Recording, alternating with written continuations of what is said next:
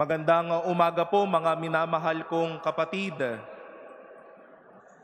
Sumigaw nga po ng salamat sa Diyos ang nakakalimang araw na ng Misa de Aguinaldo. Ayan, salamat sa Diyos, palakpakan natin ang Panginoon.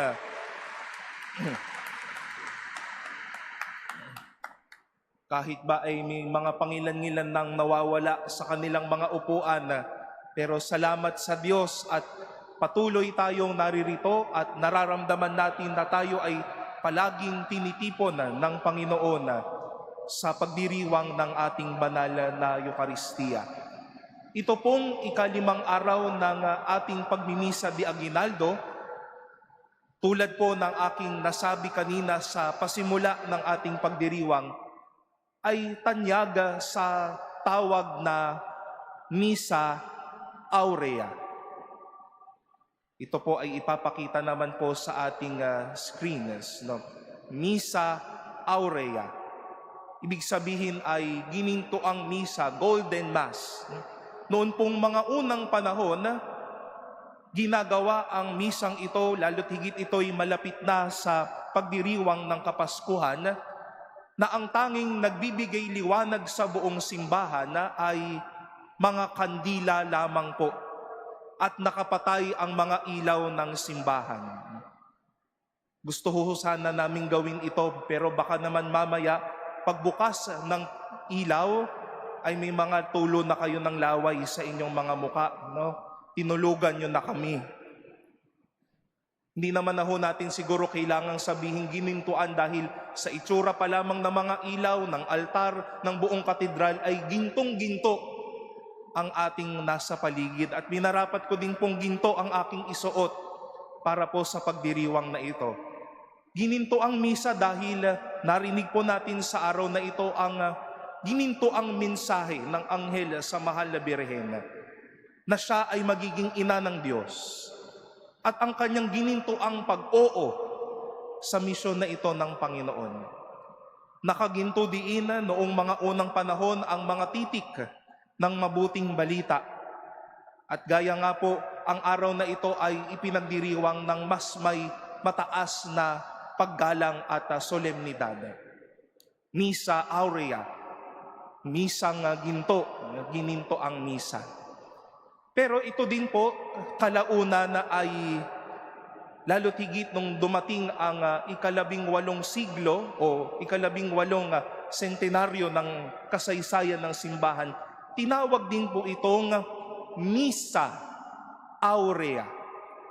Ano po ang napapansin ninyo sa Misa Aurea na sinabi natin nung una at sa Misa Aurea sa araw na ito?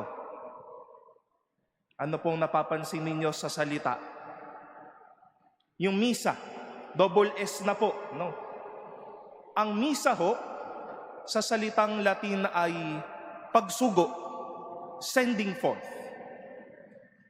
Sa dulo po ng pagdiriwang, hindi ho ba't sinasabi ho naming mga pari, humayo kayo. Dahil ho sa Latin na pagsasali nito, ang humayo kayo ay ite misa est. Humayo kayo at ipalaganap ang mabuting balita. Misa Aurea, may isinugo, may ipinadalang ginto sa araw na ito. At ano ho ba yung ipinadalang ginto sa araw na ito? At dito ko po nais bigyang pansin ng ating pong pagninilay. Sinugo ang isang ginto sa pamamagitan ng Anghel Gabriel. Ang ginto ay ang pagpapahayag ng Anghel kay Maria na matuwa ka, Aba, Ginoong Maria. Ginto ang isinugo sa mahal na ina sa pagsasabi ng Anghel na ikaw ay pinagpala sa babaeng lahat. Ginintoan na ang mensahe nang sabihin ng anghel na huwag kang matakot, Maria, sa pagharap sa misyon na ito. Ginintoan na ang mensahe noong sabihin din ng ating ng anghel sa ating mahal na ina na ikaw ay mapupuspos ng Espiritu Santo. Sinugo ang ginto noong sinabi din na ng Anghela Gabriela na ikaw ay ang magiging luklukan, ang magiging tahanan ni Jesus. Sumasa iyo ang Panginoon. Kaya naman po ang tawag din po natin sa ating mahal na ina ay Domus Aurea, bahay ginto. Makikita niyo po yan sa isa po sa mga pintuan natin sa labas ng katedral. Ito po ay parte ng litanya ng mahal na ina na dinadasal ng marahil ng iba kada banal na Santo Rosario. Sinugo ang ginto sa kanya at siya'y naging tahanan ng ginto sa buhay na ito. Ginto ang mensahe. Ginto ang taong mensahe. Ginto ang tugon at ginto ang nanahana sa ating mahal na ina. At mga minamahal na kapatid, nais ni Jesus na bigyan din tayo ng ginto sa araw na ito. Hindi ko kayo kayang bigyan ng ginto dahil mahal ito. Pero sa araw na ito, sa araw ng Kapaskuhan, nais ng Diyos bigyan tayo ng ginto sa pamamagitan ng kasiyahan, sa karanasan ng grasya, sa karanasan na huwag tayong matakot, sa biyaya ng Espiritu Santo at sa presensya ni Jesus sa buhay na ito. Mas kinakailangan po natin sa mga araw na ito na suguan tayo ng mga tao ng Diyos na nagdadala ng ginto sa atin ngayon. Baka po marahil marami sa atin ngayon ang nangangailangan na magsugo ng isang taong magdadala sa atin ng pagbati ng kaligayahan. Katulad ng pagbati ng ng Anghel Gabriel sa ating mahal na ina. Nagmimisa di aginaldo, nagsisimbang gabi, linggo-linggong nagsisimba, araw-araw na nagdadasal dahil nais natin ang ginintoang pagbati ng kasiyahan sa gitna ng ating pong kalungkutan, sa gitna po ng ating mga nararamdamang sakit. Kinakailangan natin ng gintong pagsugo ngayon. O marahil madami po sa atin na kinakailangan ang pagsugo ng isang ginto sa mukha ng grasya. May matinding pinagdadasal ngayong mga araw na ito. May matinding pagnanais sa araw ng Kapaskuhan. Bumagsak, pumalya, dumapa ngayong taong 2025. Ninanais ang gintong sinugo na grasya sa susunod na taon para bumangon muli at maging matapang. Marahil katulad din po ng mahal na ina, madami sa inyo ang nakakaramdam din na marahil may haharaping bagong misyon sa susunod na taon. Baka sa susunod na taon, haharapin na ang bagong bukasyon bilang mag-asawa. Sa susunod na taon, may bagong misyon na sa kanya-kanya pong mga kinikilusan sa mga trabaho, sa eskwelahan, sa pamilya at sa pamayanan po ninyo.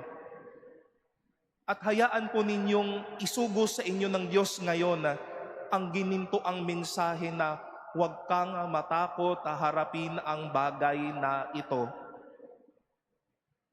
At marahil madami po sa atin ang nangangailangan ng sigla, ng inspirasyon, ng kisig para harapin muli ang isang panibagong araw. Kaya sinusugo din naman ang ginintoang mensahe ng Espiritu Santo sa atin. At wag ho natin kalimutan, mga minamahal na kapatid, kung bakit ho tayo naririto ngayong mga siyam na araw na ito at bakit mayroong Adbyento. Dahil may Misa Aurea din po sa atin. sa katauhan ng ginintoang tao na si Jesus.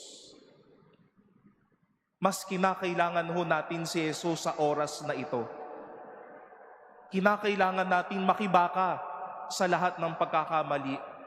Kinakailangan natin magtama sa mga panahon na kahit ang simbahan nadadawit sa mga maling mga impormasyon at balita. Mas kinakailangan natin sa mga panahong ito na sa kabila ng katiwalian, nagtatama tayo. Oo, kailangan natin ang mga bagay na ito. Pero sa mga oras na ito, may misa aurea sa bawat Pilipino at sa bawat tao sa katauhan ni Jesus. Hindi lamang gintong regalo ang isusugo sa atin. Gintong tao sa pangako ng Diyos ang hari nawang pumanaog sa atin na araw-araw sa araw ng Pasko at kailanman sa ating buhay. Misa aurea, mga minamahal na kapatid, ginto ang ating simbahan, maganda ang ating pagdiriwang. Pero sinusugo ng Diyos ang ginto sa atin sa araw na ito. Ang gininto ang mensahe na maging masaya nawa ho tayo, na pumanaog ang grasya sa atin, na huwag tayong matakot sa misyon, na may Espiritu Santong magbibigay ng daan, at may Jesus na darating na pangakong ginto mula sa mapagmahal natin na Ama sa langit.